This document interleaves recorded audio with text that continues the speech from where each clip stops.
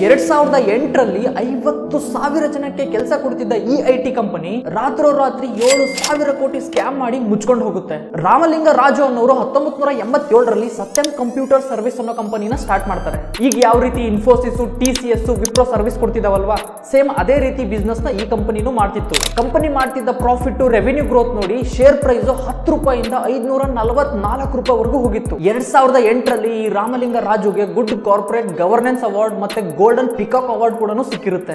But ಒಂದು ಮಾತಿದೆ ಅಲ್ವಾ, ಬೆಳಗಿರೋದೆಲ್ಲ ಹಾಲಲ್ಲ ಅಂತ. ಅದೇ ರೀತಿಯಾಗಿದ್ದು ಈ ಕಂಪನಿ ಜೊತೆಗೆ. ಈ ರಾಮಲಿಂಗ ರಾಜು ಏನ್ ಮಾಡ್ತಿದ್ರು ಅಂದ್ರೆ ಪ್ರಾಫಿಟ್ ಗ್ರೋತ್, ರೆವಿನ್ಯೂ ಗ್ರೋತ್ ಮತ್ತೆ ನಂಬರ್ ಆಫ್ ಎಂಪ್ಲಾಯೀಸ್ ನ ಇನ್ಫ್ಲೇಟೆಡ್ ಮಾಡಿ ತೋರಿಸ್ತಿದ್ರು. ಅಂದ್ರೆ ಜಾಸ್ತಿ ನಂಬರ್ ಅಲ್ಲಿ ತೋರಿಸ್ತಿದ್ರು, ಯಾಕಂದ್ರೆ ಶೇರ್ ಪ್ರೈಸ್ ಮೇಲ್ ಹೋಗ್ಲಿ ಅಂತ.